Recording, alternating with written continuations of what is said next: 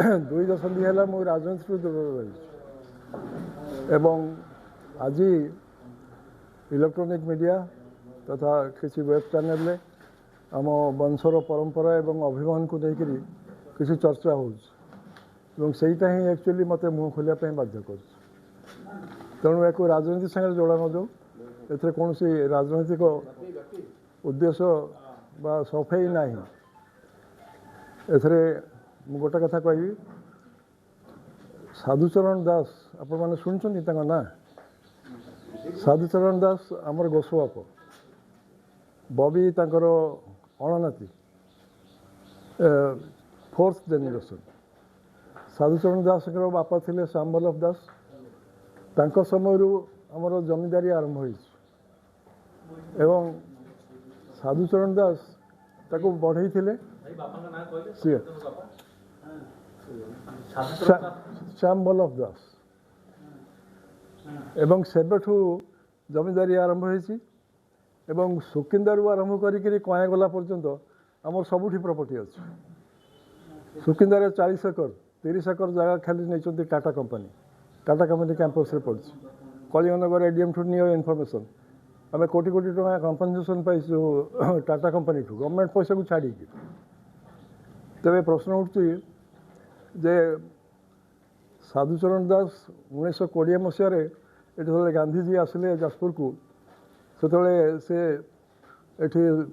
अस्पृश्यता निवारण विरुद्ध लड़ी थे सदाव्रत मठर चैम्बर थिला he was an advocate Jajpur bar council founder you will get information from Jajpur bar council he is the founder of Jajpur bar council renowned lawyer एवं 1936 रे got nominated elected to Odisha legislative council upper house थिला Odisha upper house थिला 1936 मसीह Sadhucharan Das became MLC member of legislative council एवं प्रजा आंदोलन करते सुरेंद्र महांती नीलशैल कई पढ़ी Nilashaila you will get all इनफॉरमेशंस ताले मनमोहन चौधरी बायोग्राफी पढ़तु साधुओं सब डिटेल्स पाइबे आप प्रजा आंदोलन करते स्वाभिमान रक्षापी से रिजाइन करते काउंसिल कहीं कांग्रेस गोटे भूल निष्पत्ति नहीं आसेम्बली रे ताको विरोध करी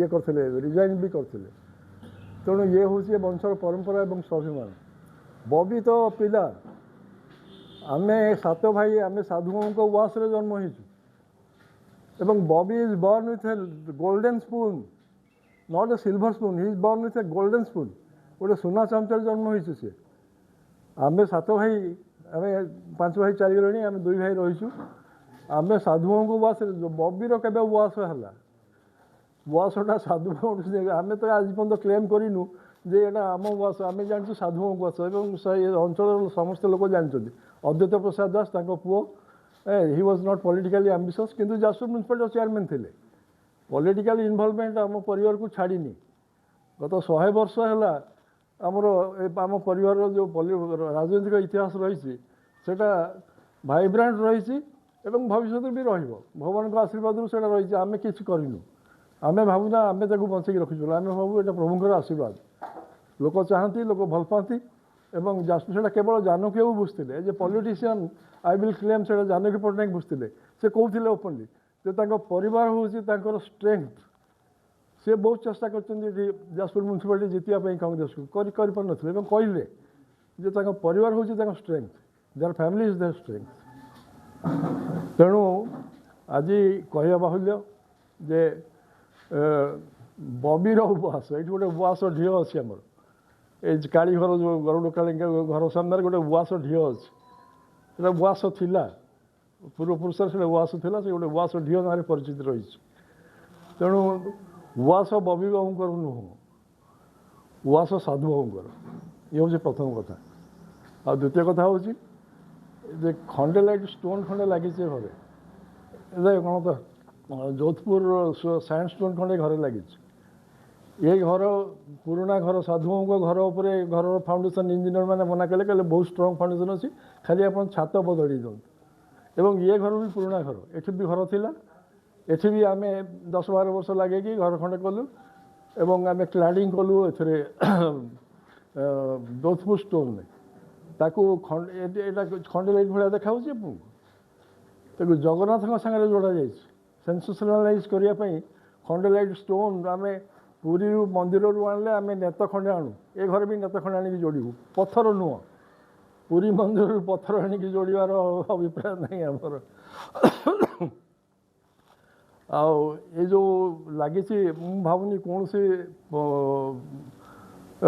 ମ୍ୟାଚ୍ୟୁର୍ଡ ପଲିଟିସିଆନ୍ ଏଭଳି କାଣ୍ଡ କରିବେ। ଇଟ୍ ଇଜ୍ ଆକ୍ଚୁଆଲି ପେଟିଜ୍ ଯେଉଁମାନେ identity suffering from identity crisis ସେମାନେ ସେନ୍ସେସନାଲାଇଜ୍ କରିବା ପାଇଁ ଜଗନ୍ନାଥକୁ ଯୋଡ଼ୁଛନ୍ତି ଖଣ୍ଡେଲାଇଟ୍ ଷ୍ଟୋନ୍ ସାଙ୍ଗରେ। ଆମେ ନ୍ୟାସନାଲ୍ ହାଇୱେ ଯାଉଛି, ଆମ ଜାଗା ଯାଇଛି, କୋଟି କୋଟି କୋଟି ଟଙ୍କା ପାଉଛୁ କମ୍ପେନସେସନ୍। ସେଠି କଦମପୁରରେ ଯେଉଁ କେନାଲ ବନ୍ଧ ଏକ୍ସପାନ୍ସନ୍ ହେଲା, ଆମ ଲ୍ୟାଣ୍ଡ ଗଲା, ସେଥିରେ ଆମେ 60-70 ଲକ୍ଷ ଟଙ୍କା ପାଇଲୁ।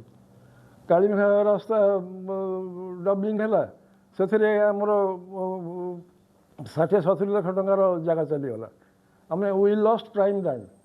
ଆମକୁ ଯେତିକି କମ୍ପେନସେସନ୍ ପାଉଛୁ ସେଇଟା that runs two crores crore crore. ଆମେ ବି ଜାଣିନୁ ସେ ଟଙ୍କା ଆମେ କେମିତି ଖର୍ଚ୍ଚ କରିବୁ, କାହିଁକିନା ଆମର ଅଭାବ ନାହିଁ। ଆମେ ସମସ୍ତେ ଜାଣିଛନ୍ତି ଯାଜପୁର ଟାଉନ୍ ସାରା ଆମର ମାଛ ଚାଷ ଅଛି, ଧାନ ଚାଷ ଅଛି, ପରିବା ଚାଷ ଅଛି, କ'ଣ ନାହିଁ। ଅଶୋକ ଭାଇ କୌଣସି ଦିନ କାହା ପାଖରେ ହାତ ପତେଇ ନଥିଲେ, ସମସ୍ତେ ଜାଣିଥିଲେ, ଷ୍ଟେଟ୍ ସାରା ଜାଣିଥିଲେ ଲୋକ ଯେ ତାର ଯଦି ସେ ହାରିବ 5 ବର୍ଷ ବଞ୍ଚି ଖେଳିକି ମାଛ ଖାଇକି ଏନ୍ଜୟ କରିବ, ବଞ୍ଚି ଖେଳିକି 5 ବର୍ଷ ଏନ୍ଜୟ କରିବ। That was his image. ଏବଂ ସିଏ ଏକଲା ନୁହଁ, ଏଠୁ ବହୁତ ଭଲ ରାଜନେତା ଆଇଏଏସ୍ ଅଫିସର୍ସ ମାନେ ବି ଆସନ୍ତି ତାଙ୍କ ସାଙ୍ଗରେ ବଞ୍ଚି ଖେଳିବା ପାଇଁ। ତେଣୁ ଦୁଃଖର ବିଷୟ ଯେ ଏଇ ଜିନିଷ ଆଜି ଏଇ ସ୍ତରକୁ ଆସିଛି। ସେଟା ଜାଣିବା ଦରକାର ନାହିଁ, ରାଜନୀତି ଉଦ୍ଦେଶ୍ୟ ହେଇଥାଉ ବା ଯାହା ବି ହେଇଥାଉ, କାଦୁଅ ଫୋପାଡ଼ିବା ପାଇଁ ହେଇଥାଉ, ବବିର ଇମେଜ୍ ନଷ୍ଟ କରିବା ପାଇଁ ହେଇଥାଉ, ଏଥିରୁ ନିବୃତ୍ତ ରୁହନ୍ତୁ। ଫର୍ ହେଭେନ୍ ସେକ୍ ମୁଁ ତାଙ୍କୁ ଅନୁରୋଧ କରିବି, ଏଥିରୁ ନିବୃତ୍ତ ରୁହନ୍ତୁ। କୌଣସି ସୁସ୍ଥ କହିବି, କୌଣସି ସୁସ୍ଥ ରାଜନୈତିକ ଲୋକ ଏଇଭଳି କାଣ୍ଡ କରିବେ ନାହିଁ। ଆମେ ଜାଣିଛୁ ଯେଉଁମାନେ ମ୍ୟାଚ୍ୟୁର୍ଡ ପଲିଟିସିଆନ୍ସ, ଏଠି କିଛି ଲୋକଙ୍କର ଭେଷ୍ଟେଡ୍ ଇଣ୍ଟରେଷ୍ଟ ଏବଂ କିଛି ଇଏ କରିବା ପାଇଁ, ନାଁ କମେଇବା ପାଇଁ ଜଗନ୍ନାଥଙ୍କୁ ଯୋଡ଼ିକି ୟାକୁ ସେନ୍ସେସନାଲାଇଜ୍ କରାଯାଉଛି। ମୁଁ ସମସ୍ତଙ୍କୁ ଅନୁରୋଧ କରିବି ଯେଉଁମାନେ ଏ କାଣ୍ଡରେ ଲିପ୍ତ ସେମାନେ ଏଥିରୁ ନିବୃତ୍ତ ରୁହନ୍ତୁ। ଆଉ ବାକି ରହିଲା କମ୍ପେନସେସନ୍। ଆମେ କମ୍ପେନସେସନ୍ ଡିମାଣ୍ଡ କଲେ ଦେଇପାରିବେ ସେମାନେ? ଆମର କମ୍ପେନସେସନ୍ ଡିମାଣ୍ଡ ଦେଇପାରିବେ? ଦେଇପାରିବେ କି କୁହନ୍ତୁ? କରାଯାଇପାରେ, ଆମେ ଚାହିଁଲେ ଲିଗାଲ୍ କନସଲଟେସନ୍ ନେଇକି କରିପାରିବୁ, କିଛି ଅସୁବିଧା ନାହିଁ, କରାଯାଇପାରେ। ରାଜନୀତିରେ କ୍ରିଟିସିଜିମ୍ ରହିଛି, କିନ୍ତୁ ଇଏ ତ ରାଜନୈତିକ କ୍ରିଟିସିଜିମ୍ ନୁହଁ ନା, ଇଏ ତ ଗୋଟେ ଆମ ବଂଶ ପରମ୍ପରା, ଆମକୁ ଆମ ଫ୍ୟାମିଲିକୁ ହିଟ୍ କରାଯାଇଛି ଏଠି। ସେଥିପାଇଁ ମୋତେ ବାହାରିବାକୁ ପଡ଼ିଲା, ସେଥିପାଇଁ ମୋତେ କହିବାକୁ ପଡ଼ିଲା।